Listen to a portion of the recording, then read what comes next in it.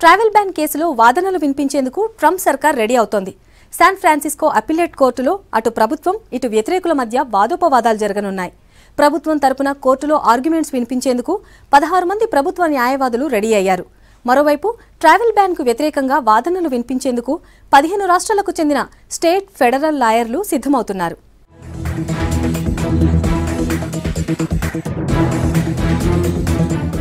America అధ్యక్షుడు Donald Trump దేశాధ్యక్షుడిగా పదవి చేపట్టి పట్టుమని నెల రోజులు కూడా కాకముందే న్యాయపరంగా సవాళ్లు ఎదుర్కొంటున్నారు. ట్రంప్ విధించిన ట్రావెల్ బ్యాన్ విషయంలో దేశంలో 40% మంది నుంచి వ్యతిరేకతను ఫేస్ చేయడమే కాకుండా కోర్టులో కూడా కంగు తినాల్సిన పరిస్థితి ఏర్పడింది. ఈ నేపథ్యంలో ట్రంప్ సర్కార్ కోర్టులో చెప్పాల్సిన ఆర్గ్యుమెంట్స్ కోసం అన్ని రకాలుగా సిద్ధమవుతోంది.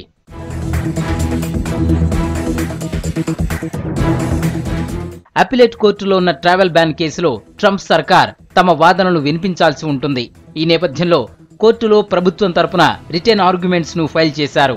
అధ్యక్షుడు ట్రంప్ ట్రావెల్ బ్యాన్ విషయంలో తీసుకున్న నిర్ణయాన్ని వెంటనే అమలు చేయాలని అప్పీలేట్ కోర్టులో వేసిన పిటిషన్ను కోర్టు తిరస్కరించడంతో ఇప్పుడు ఆ దిశగా స్ట్రాంగ్ ఆర్గ్యుమెంట్స్ ను ప్రభుత్వం చెప్పాల్సి ఉంటుంది.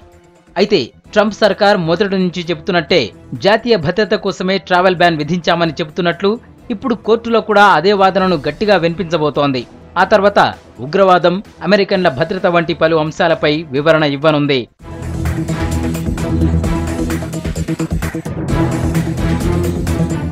మరోపక్క ట్రావెల్ బ్యాన్ విషయంలో అమెరికన్లు తనకు సపోర్టుగానే ఉన్నారని ట్రంప్ అన్నారు. 7 ముస్లిం మెజారిటీ దేశాల పౌరులను అమెరికాలోకి ఎంటర్ అవ్వకుండా నిషేధం విధించడాన్ని అమెరికన్లు హర్షిస్తున్నారని ట్రంప్ తెలిపారు.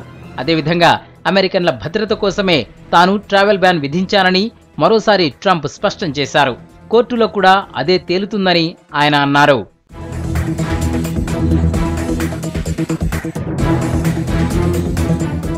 అలాగే ట్రావెల్ బ్యాన్ కు వ్యతిరేకంగా నిరసనలు తెలుపుతున్న వారిలో ఎక్కువ మంది డెమోక్రటికన్లే ఉన్నారని ట్రంప్ తెలిపారు.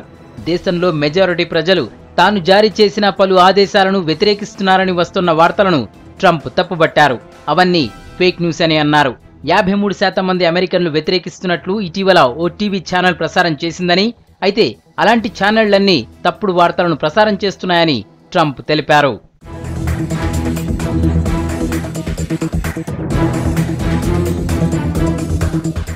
పది రోజుల క్రితం 7 మెజారిటీ ముస్లిం దేశాల పౌరులపై నిషేధం విధిస్తూ ట్రంప్ ఉత్తర్వులు జారీ చేసిన విషయం తెలిసిందే. దాంతో ట్రంప్ ఆర్డర్స్ కు వ్యతిరేకంగా అటార్నీ జనరల్ వేసిన పిటిషన్లో సియోటెల్ ఫెడరల్ కోర్టు స్టే విధించింది. ట్రంప్ జారీ చేసిన ఆర్డర్స్ ను తాత్కాలికంగా నిలిపివేయాలని ఆర్డర్స్ పాస్ చేసింది.